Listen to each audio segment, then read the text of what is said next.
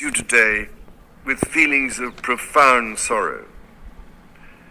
Throughout her life, Her Majesty the Queen, my beloved mother, was an inspiration, an example to me and to all my family. And we owe her the most heartfelt debt any family could owe to their mother, for her love, affection, guidance, understanding, and example. Queen Elizabeth was a life well lived, a promise with destiny kept, and she is mourned most deeply in her passing. That promise of lifelong service I renew alongside the personal grief that all my family are feeling.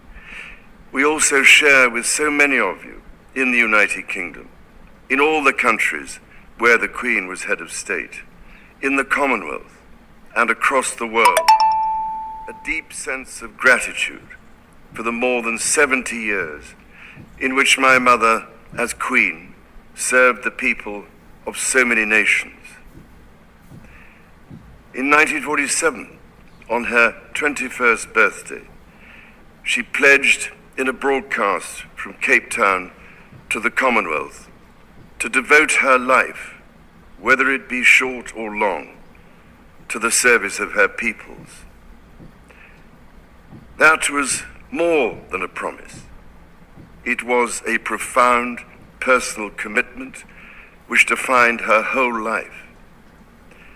She made sacrifices for duty.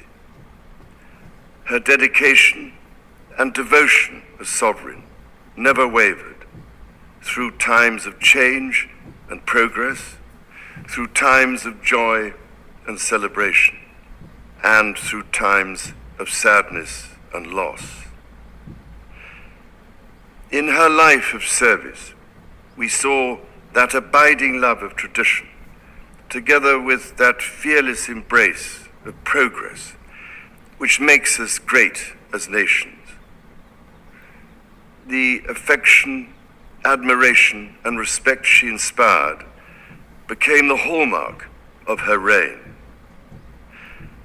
And as every member of my family can testify, she combined these qualities with warmth, humor, and an unerring ability always to see the best in people.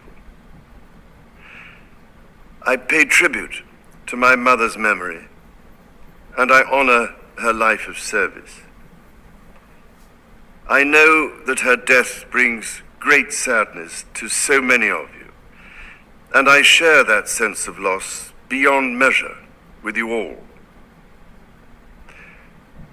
When the Queen came to the throne, Britain and the world were still coping with the privations and aftermath of the Second World War, and still living by the conventions of earlier times. In the course of the last 70 years, we have seen our society become one of many cultures and many faiths. The institutions of the state have changed in turn.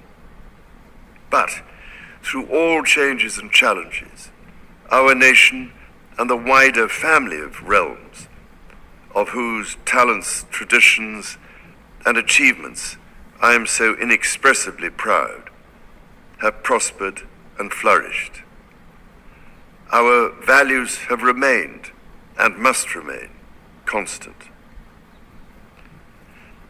The role and the duties of monarchy also remain, as does the sovereign's particular relationship and responsibility towards the Church of England, the church in which my own faith is so deeply rooted. In that faith and the values it inspires, I have been brought up to cherish a sense of duty to others and to hold in the greatest respect the precious traditions, freedoms, and responsibilities of our unique history and our system of parliamentary government.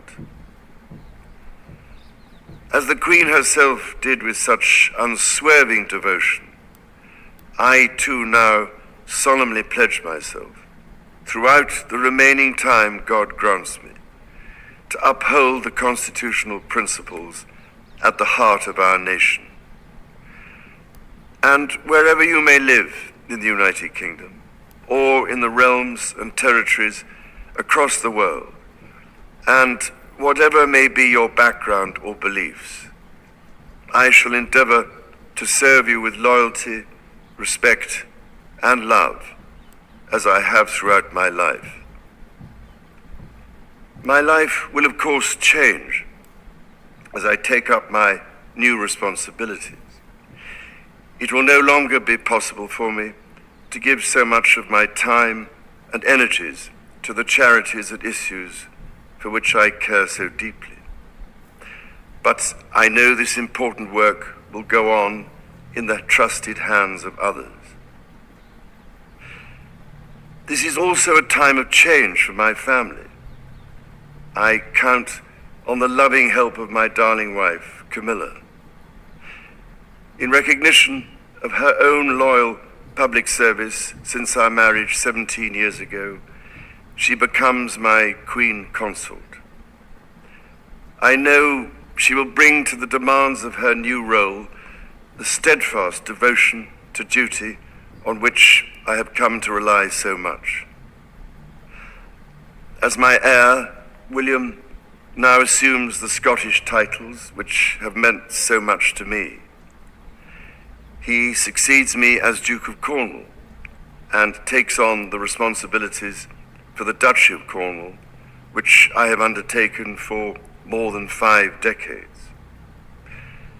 Today, I am proud to create him Prince of Wales, Tywysog Cymru, the country whose title I've been so greatly privileged to bear during so much of my life and duty. With Catherine beside him, our new Prince and Princess of Wales will, I know, continue to inspire and lead our national conversations, helping to bring the marginal to the centre ground, where vital help can be given. I want also to express my love for Harry and Meghan as they continue to build their lives overseas. In a little over a week's time, we will come together as a nation, as a Commonwealth, and indeed a global community, to lay my beloved mother to rest. In our sorrow, let us remember and draw strength from the light of her example. On behalf of all my family, I can only offer the most sincere and heartfelt thanks for your condolences and support.